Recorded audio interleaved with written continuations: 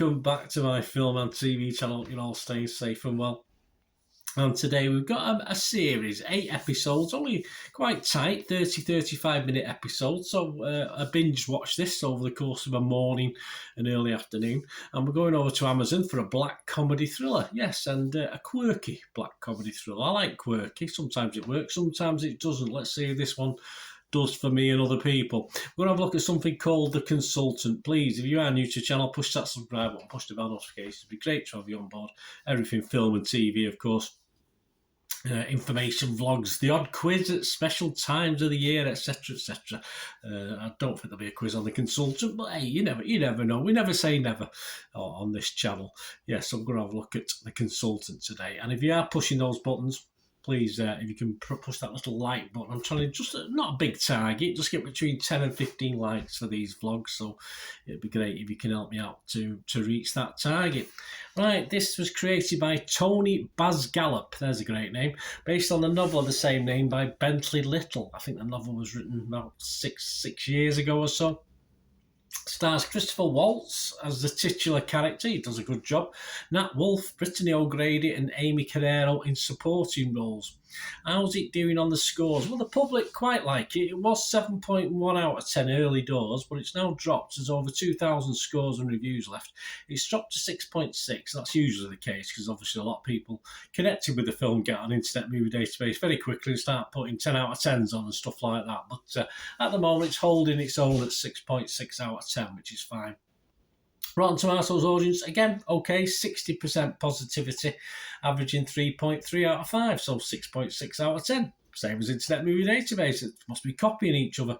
What's it about? Well, it's about Regis Patoff.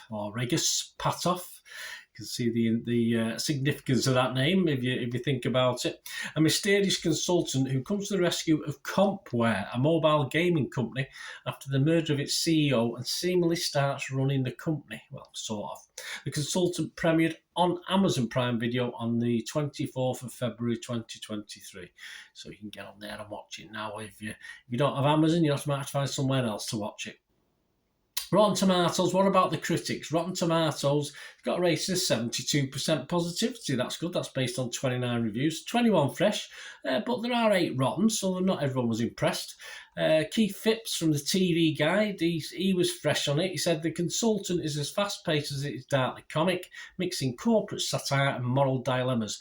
At once clever and ridiculous, its 30-minute instalments play out like chapters in a slick page turner. Well, I think Keith liked it. Yeah, I'm not going to disagree too much with Keith on that statement there.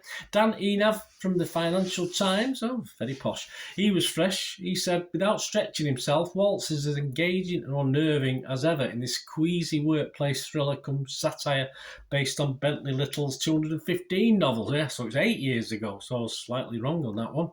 Emma Lofhagen, though, she wasn't overly impressed. She's from the London Evening Standard. They're all a bit miserable down south. She was rotten on this. She said, there are some satisfying twists and relatively intriguing question marks. Yes, don't disagree with that so far. But ultimately, there isn't quite enough meat in this to make it truly memorable. It doesn't have to be memorable, it just has to be enjoyable for the 8 episodes you're watching. Entertaining, that's all I want. I don't expect to be thinking about this in 2 weeks, 2 years, 20 years' time. I just want something to entertain me over the course of 8 episodes.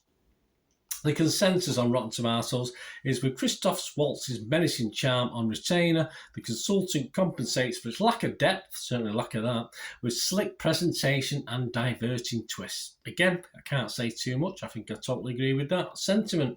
On Metacritic, the other site we look at, has a score of 65 out of 100, so good again, based on 20 critics' reviews and scores. 10 positive, 9 mixed, and just 1 negative, so all good.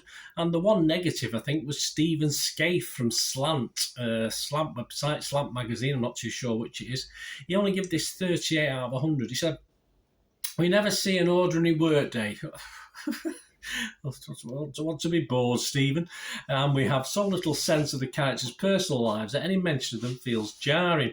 They seem to exist only as lenses through which to view the ensuing chaos, not least of which because the series fails to drum up a plausible reason for Craig and Elaine to stop shopping shopping their resumes around and stay at Compware. Viewers, luckily, are under no such obligation. I'm not quite sure Stephen understood the basis of this. Yes, it's 8 30-minute episodes, mate. We're not going to get life stories.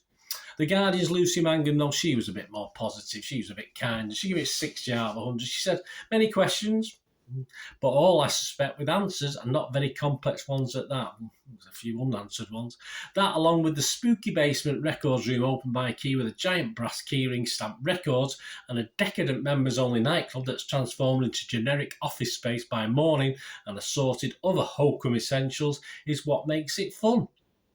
And perfectly fine. No more, no less. I can't see Lucy Mangan's on the right ballpark. It's not too deep. You just enjoy it for what it is. Right, guys, on to my little thoughts before we go. I am going to give this. Yes, I'm going to give it a 6.5 out of 10. I like the quirkiness of this, and it won't be to everyone's taste, but I liked how it's set out its stall. It doesn't outstay its welcome by any means. It's 8 times 30 minutes. It flies by. I had a great time watching it. It does grab you from that first episode, and though it doesn't then take you on a constant thrill ride, it certainly doesn't. There's enough little twists and turns to keep you at least interested for the 8 episodes.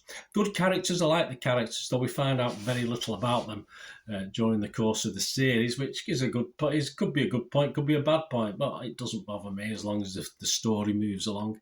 Quirky enough for me. A good binge watch as well. It is one of those things, all right, it's going to take you, about 4 hours to watch it. Get it watched like that rather than do one a week or something like that.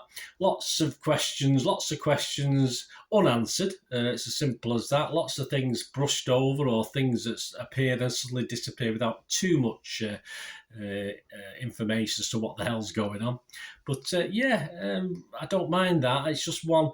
I, for one, look forward to another binge of, Series 2, if it comes out. And yes, possibly a lot more unanswered questions and subplots. But I'll go with the flow because I just found it entertaining. And say, don't think too much about it and just go with the flow. That's what I did, and I liked it. Let me know what you think, guys. Anyway, it'd be great to hear from you. Until we meet again, I only ask one thing, don't I? I'm not going to get the consultant in, that's for sure. Only ask one thing. Please stay safe, everyone. Bye for now.